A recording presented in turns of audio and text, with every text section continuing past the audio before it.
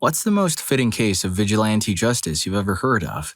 In 10th grade, a friend I had known since 3rd grade started dating a girl I had known since 8th grade. She started becoming more isolated, and he never brought her out because she was shy or didn't like hanging around guys. It turned out he was treating her badly. We had no idea. She finally confided in me, and I didn't know what to do, so I found a time to run into her uncle. Her boyfriend had forbidden contact with any of us by this point. I quietly let him know and told him he had to do something quick. Well, he was a police officer. He took her boyfriend out into the middle of the desert with some friends, other cops, and roughed him up. It was the middle of the night, complete darkness out there.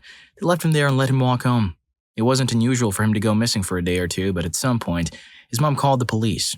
The cop uncle showed up and let her know she needed to take care of things with him or worse things would happen to bad idiots. They left. No report was filed. Eventually, he got home, went to the doctor, and dropped out of school. He knew we all knew what a piece of crap he was. Her uncle told her never to worry again. I'll throw some more context in here. I don't like rogue cops, but in my border town, growing up in the 90s, the police force wasn't someone you generally trusted. Some belonged to crime on both sides of the border. Some were in the back pockets of politicians, like the school district, believe it or not. And some were good but strongly believed in ultimate authority. And there were some good ones. If something bad happened, you generally didn't call 911. If they showed up, you might go to jail. You might get deported or you might get asked to be a snitch, and you never, ever want to be a snitch. Plus, if you didn't handle it on your own, then you're a coward. There wasn't justice. There was just someone trying to prevent something bad from happening. Yes, he definitely mistreated her. Yes, part of that was stupid Mexican machismo. It's not the worst I've seen someone do to someone else I knew. Gang initiations are horrific. So in my young heart and head, this was neither vengeance nor justice. Neither bravery nor stupidity, but just getting it to stop. Her uncle was mostly a good guy. Can't say I'm a fan of how he went about things, but I guess in this case, the end justifies the means. Story 2. Marvin Heemeyer, aka Killdozer. He's an absolute legend. Be careful what you read about him because not all of it is true. Marvin owned a muffler repair shop. The town wanted to build a concrete factory. They offered him a very low amount of money for his property, which he denied. He basically asked for $1 million. His only source of income was that shop, and if he lost it, he would be out of a job. They ended up not buying his shop and building the factory right outside of it. In fact, it blocked the way he got from his house to the shop. Cue zoning disputes. He petitioned to get them to move it multiple times, I may add, but to no avail. Many other things added to his rampage. He was fined for many things by the city council, likely as revenge. In fact, they expected him to pay $80,000 to connect his shop to a sewer line that was too far away. After the factory was built, it was impossible for him to even connect it. The rampage. You have to know he did not put an end to anyone, besides himself. He actually stopped in front of the buildings that had people in them to let them out. Some people claimed that he fired at police, but it was known that he fired at propane tanks. He had a list of buildings to destroy, and he destroyed all of them. There was also a local Catholic church and names of people who wronged him. We don't know if he planned to hurt these people or why the church was there. In fact, he believed God willed him to do what he did, and that was the reason he wasn't given a wife or children, so he could do it without remorse for them. His tank was a bulldozer that he suited with armor, a foot thick in some places. He used metal and concrete, using his welding skills to hold them together. He made 2 shooting holes, and they were resistant to explosions and small arms fire. In the end, after it stopped moving, so did he. It was estimated it did around $10 million worth of damage. Now, if you believe what he did was wrong, that is your opinion. The police didn't help him, the city council didn't help him, and the mayor didn't. No one did. He took it into his own hands, which is what vigilante justice is. Story 3. Billy the Kid's whole legend was created because the police and government didn't want him to be known. As a history major, I feel the need to cite my sources, but I don't remember the various articles and books about him. The men who built America, frontiersmen, got me interested in Billy's life. Basically, his family, mother, stepfather, and, if I remember correctly, brother, moved to the New Mexico territory when he was young due to his mother's health. His stepfather was kind of a jerk, his mother passed away when he was young, and he had a troubled childhood. However, he was very much in love with the Mexican culture prevalent there. He was fluent in Spanish, and if I remember correctly, defended it from time to time throughout his short life. Long story short, he was a cattle hustler, going off and stealing a rancher's cattle and selling them to another rancher for profit, while being on the run from the Arizona and New Mexico territory authorities for various robberies and offenses, which was a normal thing in the American Southwest until Wyatt Earp showed up. He came under the employment of John Henry Tunstall, an English businessman and rancher who became like a second father to Billy. Tunstall was blatantly hunted down by the posse of Lincoln County Sheriff William J. Brady after being paid off by Lawrence Murphy, James Dolan, and John Riley. These 3 Irish Americans had economic and political control over the country and felt intimidated by Tunstall's success, so they had him under the guise of seizing Tunstall's property. This even sparked the Lincoln County War. Billy and his friends, who all worked for Tunstall, created an alliance called the Regulators. They went after Sheriff Brady and his cohorts since the police force themselves went after an innocent man deliberately. They caused such a ruckus that the governor of the territory put out a bounty for Billy and his friends, who survived the Battle of Lincoln, and Pat Garrett went after him. The legend goes on from there. Personally, I don't believe that Pat Garrett went after Billy the Kid. Everything surrounding Pat's story is sketchy. Either way, Billy was a vigilante who was looking for justice, not what others usually think. Story 4. Grady Stiles Jr., also known as Lobster Boy, was a cruel husband and father. His daughter and her boyfriend actually pretended she was pregnant just so they could get married and she could leave the house. The day before the wedding, he caused his daughter's boyfriend's tragic demise. He actually confessed at the trial and was found guilty. However, the jail wasn't equipped to deal with his condition. He required a wheelchair due to his condition, and so he was instead sentenced to 15 years of probation. He went back to doing what he was doing to his family, but it was even worse than before. He regularly reminded them that he got away with it once and could do it again. Somehow he convinced his first wife to remarry him during this time, which I'd say was the worst mistake she ever made. In the end, his stepson, and possibly his wife, though they all claim he had nothing to do with it, hired a fellow circus performer to hunt him down because his entire family believed he would hurt someone. I'm not exaggerating. In interviews for the show I saw about the case, every family member made it clear that if he had lived, he most likely would have done something bad to his wife at some point. It wasn't a matter of if, but when. His passing is one of the only incidents outside of self-defense that I think is 100% justified, because the justice system already failed once. He might have been sentenced and found guilty, but they just put him on probation and house arrest. He literally got away with it. If he'd just gone to jail the first time, then his family wouldn't be so screwed up now. I feel so bad for the stepson. He just wanted to protect his mom, and now he'll be in jail for the rest of his life. I think that's one of the worst parts of the case. His wife, stepson, and the hired gun all got longer sentences than Stiles' probation. That man never spent a day in jail for what he did, and yet his wife and stepson are likely to stay there trying to protect themselves from him. Story 5. When my daughter was in high school, she was tall and very attractive, so she got a lot of attention from boys. One in particular was a jerk, Scott, who would not take no for an answer. He would torment her because she had no interest in him, but she was very independent and never complained to us. She always took care of her own business. One day, between classes, she stopped to get a drink of water. She stood there for a minute chatting with a friend when Scott, showing off for his idiot pals, slid on his back behind my daughter. When my daughter looked down, Scott started saying something like, "I know what she's wearing today." My daughter, a star on the soccer team, kicked Scott. That evening, I received a call from a man I had met, Scott's dad. They were in the ER. Scott had significant injuries. I had no idea how this related to me. Then he told me that Scott had told him that my daughter did this to him.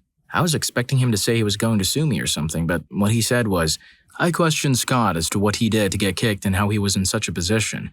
I found out why your daughter kicked him, and she should have kicked him a few more times.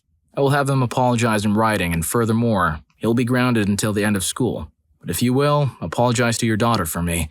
Of course, my wife and I had a talk with her, relayed the message, and told her not to withhold good news. I have a lot of respect for a dad who did the right thing. I would bet that Scott turned out to be a better man. Story 6. My dad was a young guy walking home from a friend's house. It was the middle of the day. A local teenager who was known for being a jerk drove by him a few times. The kid got out and began roughing my dad up. My dad found his way to a house and collapsed. He spent some time in the hospital recovering. His school retained him for a grade because they weren't sure how to cope at school with his hearing loss and he was falling behind. Fast forward to my dad hitting puberty and becoming a wrestler and football player. He also has 4 brothers. Every time they saw this guy, they got even. My dad went on to wrestle at a higher post-college level and bodybuild when I was born. His tormentor had been in and out of jail and had a few DUIs. He would frequently see him walking along the road. My dad would pull over and avenge himself. One time the guy was tipsy and walking down our street, tormenting our family. My dad chased him back to his house, and as soon as the guy slammed the door, my dad got him and roughed him up again. This saga has just blown my mind. My dad has always had a reputation for being a gentle giant and an amazing teacher, not the type to jump somebody. 25 years later, I'm having my first child and have announced the name. Yep, it was the same name as my dad's tormentor. These stories are just proving that sometimes you don't have to wait for karma. Standing up for yourself when it calls for it is commendable. Do you agree? Like and subscribe if you do, so you won't miss our daily upload of incredible content. Story 7. This is some personal vigilante justice. My sister was treated badly by a guy she was dating in high school, but she never spoke up about it until after the relationship was finally over. My brother and I always had our suspicions, but she always had an excuse as to why she had marks somewhere. She finally confided in my brother and me after a few months, and we were ready to confront him. A couple of months later, we went down the shore for a family vacation, and the perp ended up being there too. We tracked him through Snapchat and ran into him and his friends in the boardwalk. We acted all buddy-buddy with him, and he agreed to smoke with us later on. The plan came into effect a little while later. After my brother and I took a couple of swings of some Justice whiskey that I got from a parent supply, we met him under the boardwalk and unleashed on him. The kid never expected it, and neither did his friends. They just watched as their friend kept getting what he deserved. Finally, we decided that he may have possibly learned his lesson and let him go. We went back to the house like nothing happened. Then the kid's mom called my mom, flipping out and threatening to have us arrested. My sister then came clean about what she suffered through him and had the pictures to prove it. The mother cooled off a little and then started freaking out at her son, saying he completely deserved it, as my brother and I were cracking up listening to it on the speaker. Story 8. I worked with an old school cop. He'd been a cop for 46 years. In the 80s, they responded to a domestic call. The woman had been treated badly. There were a lot fewer people in town back then, and you could compile a list of all the problem individuals and simply check in on them. Also, there were no cell phones or body cameras. The woman was injured and the officers arrived. They apprehended the man and put him in cuffs. The shift commander arrived and, upon seeing the woman and the man, remarked, "This doesn't make any sense. He's not going to jail until he's ready." They proceeded to rough the man up, who was already restrained. And the same commander exclaimed, "What the heck? If they resist arrest, that means a trip to the hospital." The man ended up with more injuries. He was thrown to the back of a car and taken to the ER, where he waited for several hours. The triage nurses prioritized other patients, even those with minor issues, before attending to him. The story goes that they never returned to the house. I doubt the marriage was a happy one, but he never laid a hand on her. I kind of appreciate that. Nowadays, people often mistreat their partners and they go to jail, get out, and resume their wrongdoing. Story 9. This is a story a colleague of mine once told me. I believed it to be true, though I have no doubt that she may have exaggerated some elements. Take it with a pinch of salt. She was a sergeant in the Army Medical Corps, stationed in Germany. A couple of girls new to the Army worked with her. They went drinking together one evening, and a few infantry soldiers happened to be in the same bar. One of the infantry soldiers decided to be a little too forward with one of the other girls and treated her inappropriately. Once he'd been pushed away, he tried to get her to go outside. My friend, Sergeant, spotted this immediately and calmed the situation down. She invited the man back to the bar and bought him a drink, then another drink until he passed out. Once he'd reached the stage, she and her colleagues took him back to the barracks. Remember me telling you that she was in the Army Medical Corps? Well, they decided to put itching powder on his leg and then put a cast on him. When he woke up, they told him that he'd been in a terrible accident. He said that he was lucky they were there to help. He'd been so out of it that he couldn't remember whether it was true or not. They let him go for a week before taking the cast off. My friend got a severe dressing down for the whole incident, but she decided it was worth it. Petty, but deserved. Story 10. I was not personally there for the event itself, but I saw the aftermath. A guy showed up for Saturday work in a call center office, hungover. There were no managers present to make him go home. He flipped out on one of the female members of staff for some reason. Enough that a missed blow landed in one of the walls, which weren't very sturdy to begin with. Let's just say that when he came in on Monday to collect his stuff, and officially be fired since, again, no managers, he was not looking in good condition and he looked an absolute mess still. From what I heard, basically every male employee, as soon as they realized what was going on, they were in a side room, so it took a few moments, especially as it's a call center with headsets and ambient noise, descended on him and restrained him. I'm fairly sure the females who were there at the time might have joined in too, but I didn't hear for sure. As I said, I just saw the wall on Monday and the state of the guy when he was escorted back in by like 4 people to collect his stuff and escorted right back out. What he received looked certainly beyond the minimal force needed to restrain him. The female employee was unharmed too. I think she managed to simply evade his attempts at her. Story 11. Completely accidentally, I woke up to the sound of a table being knocked over in the living room. I figured that it was my cat and went out in my boxers to yell at him. However, there was a dude standing wide-eyed in my living room. My roommate used to have tons of parties. If the dude had sat down, I would have thought that he was a guest who slept on the couch, but he bolted out the door and I chased after him. His mistake was running into the back parking lot because there was nowhere to go from there. I caught him and a fight ensued. He was almost passive, only trying to block until I grabbed a wad of cash from his hand. Then he started fighting back. Soon the sun came out and he ran off. I was so out of it that I pounded on my roommate's window to let me back in. I didn't realize that I was holding the guy's wallet and keys. I tripped on a purse that was dropped in my doorway, which was from his first victim. My roommate called the cops, but they just made jokes. A burglary investigator came around that afternoon and I went down to look at mugshots. It turns out they already had a suspect. The guy had just done 6 months of burglary in an adjoining neighborhood. He went back to jail. Story 12. The man's name was Ken McElroy. He terrorized the small town he lived in for years. He was accused of regularly stealing from his neighbor's stuff like livestock, gasoline, and antiques, robbery, and destroying property. He was charged with various offenses at least 3 times a year, but he had an incredible lawyer. The dude was only ever charged with anything once. He used to intimidate witnesses against him by following them or parking outside their homes and watching them until they were too scared to testify against him. That one time he was charged, by the way, he targeted a grocer. For that, he was given a 2-year sentence. But he appealed, of course, and got out on bail. So he went into a bar and loudly threatened to silence said grocer, who survived, by the way.